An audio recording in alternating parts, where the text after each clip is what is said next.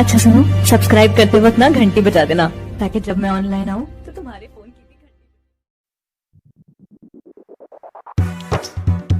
घंटी। Recording by Naseer De music सीधा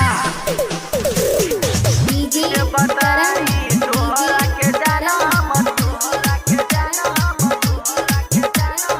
तोहरा के बताई कि दोसरा के तोहरा बताई कि दोसरा तू जवान छगे उहो जवान छगे कुछ नहीं फुराई छौ चानी हमारा के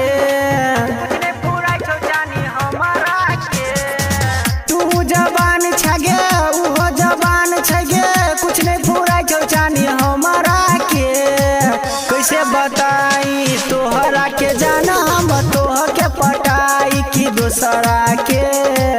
कैसे बताई तोहरा के जाना हम तोह के पटाई की दोसरा के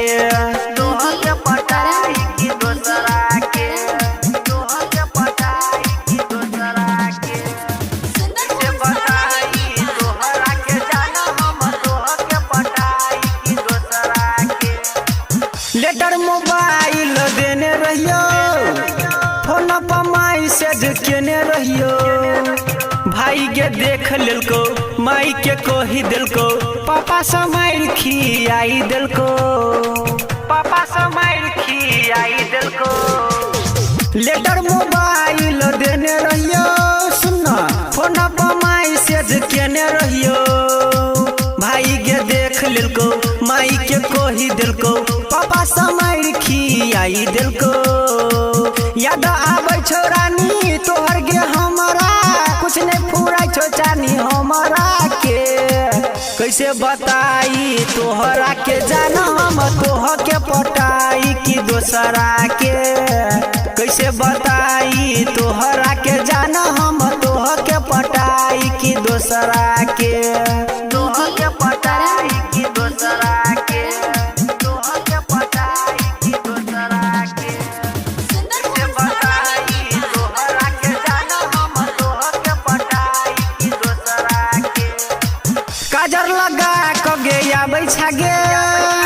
कॉलेज में मार करबाबै छगे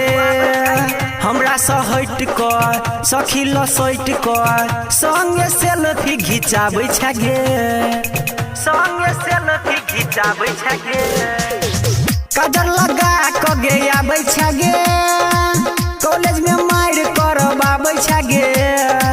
हमरा से हट कर सखी लसैट कर संगे सेल्फी घिचाबै छगे